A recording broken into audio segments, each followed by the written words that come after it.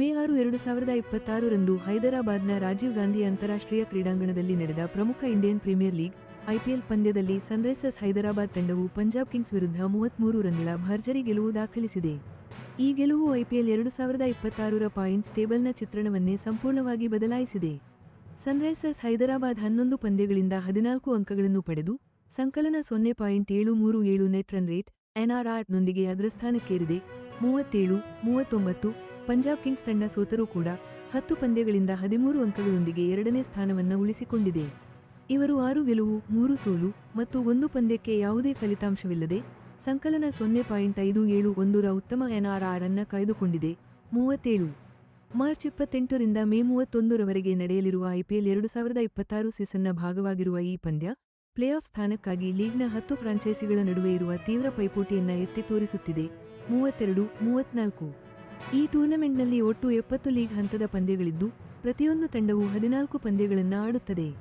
ಇದರ ನಂತರ ಅಂತಿಮ ಚಾಂಪಿಯನ್ನ ನಿರ್ಧರಿಸಲು 4 ಪಂದ್ಯಗಳ ಪ್ಲೇಆಫ್ ವ್ಯವಸ್ಥೆಯೂ ಇರುತ್ತದೆ. 28-29 ಸನ್ರೈಸರ್ಸ್ ಹೈದರಾಬಾದ್ನ ಪ್ರಭಾವಿ wicket keeper batsman Heinrich Klaasen ತಮ್ಮ ಅತ್ಯುತ್ತಮ ಫಾರ್ಮ್ನ ಮುಂದುವರಿಸಿದ್ದಾರೆ.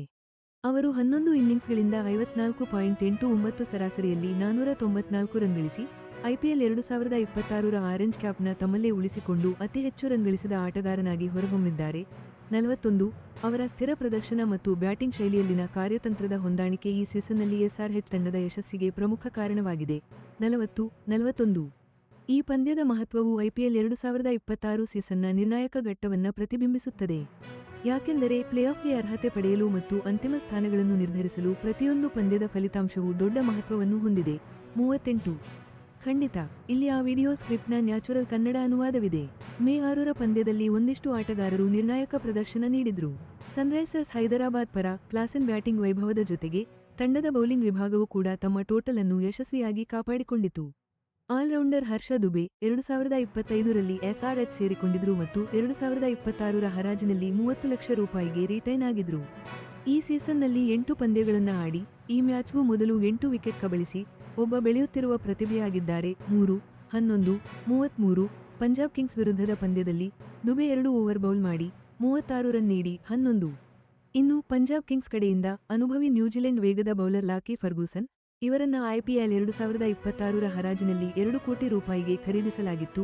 ಎಸ್ಆರ್ಎಚ್ ವಿರುದ್ಧ 41 ರನ್ಗಳಿಗೆ 1 ವಿಕೆಟ್ ಪಡೆದಿದ್ರು. 16 ಅವರ ವೇಗದ ಬೌಲಿಂಗ್ ಮತ್ತು ಅಪಾಯಕಾರಿ ಬೌನ್ಸರ್ಗಳು ಅವರನ್ನು ಪ್ರಬಲ ಎದುರಾಳಿಯನ್ನಾಗಿ ಮಾಡುತ್ತವೆ.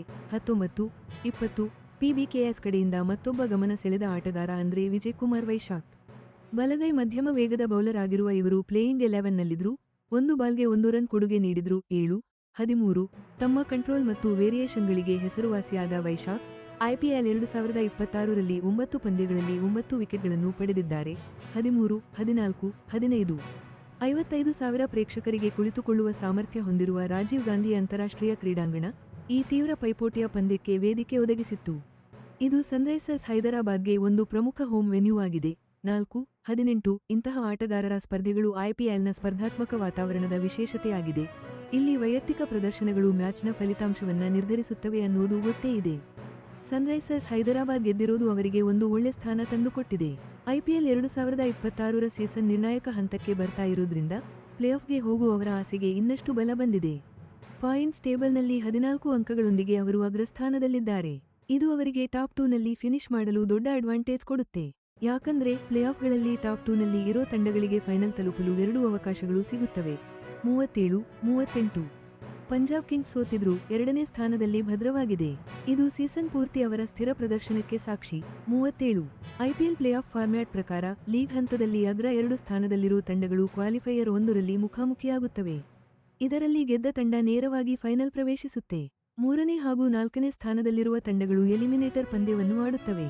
ಎಲಿಮಿನೇಟರ್ನಲ್ಲಿ ಗೆದ್ದ ತಂಡ ಕ್ವಾಲಿಫೈಯರ್ 1ರಲ್ಲಿ ಸೋತ ತಂಡದ ಜೊತೆ ಕ್ವಾಲಿಫೈಯರ್ 2ರಲ್ಲಿ ಸೆಣಸಾಡುತ್ತೆ. ಇದರಲ್ಲಿ ಗೆದ್ದವರು ಫೈನಲ್ಗೆ 2ನೇ ತಂಡವಾಗಿ ಹೋಗುತ್ತಾರೆ. 28-35 ಮಧ್ಯಮ ಸ್ಥಾನಗಳಲ್ಲಿ royal Challengers Bengaluru, Rajasthan Royals ಮತ್ತೆ ಗುಜರಾತ್ ಟೈಟನ್ಸ್ ತಂಡಗಳು ತೀವ್ರ ಪೈಪೋಟಿ ನಡೆಸ್ತಿವೆ.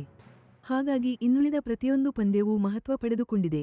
37 ಸನ್ರೈಸರ್ಸ್ ಹೈದರಾಬಾದ್ನ ಸಿಇಒ ಕಾವ್ಯ ಮಾರನ್ ತಂಡದ ನಿರ್ವಹಣೆ ಹಾಗೂ ಕಾರ್ಯತಂತ್ರದ ನಿರ್ಧಾರಗಳಲ್ಲಿ ಪ್ರಮುಖ ಪಾತ್ರ ವಹಿಸಿದ್ದಾರೆ. ಇದು ಐಪಿಎಲ್ ಪ್ರಶಸ್ತಿ ಗೆಲ್ಲಲು ಫ್ರಾಂಚೈಸ್ನಲ್ಲಿರುವ ಆಳವಾದ ನಾಯಕತ್ವ ಮತ್ತು ಬದ್ಧತೆಯನ್ನು ಎತ್ತಿ ತೋರಿಸುತ್ತೆ. 10, 17 ಲೀಗ್ ಹಂತ ಅಂತಿಮ ಘಟ್ಟ ತಲುಪುತ್ತಿದ್ದಂತೆ ಈಗ ನೆಟ್ ರನ್ ರೇಟ್ ಹಾಗೂ ಹೆಡ್ ಟು ಹೆಡ್ ಫಲಿತಾಂಶಗಳ ಮೇಲೆ ಗಮನ ಹೆಚ್ಚಾಗಿದೆ. ಯಾಕಂದ್ರೆ ಸಮಾನ ಅಂಕಗಳಿರೋ ತಂಡಗಳಿಗೆ ಇವೇ ನಿರ್ಣಾಯಕ ಟೈ ಬ್ರೇಕರ್ಗಳು. 31-36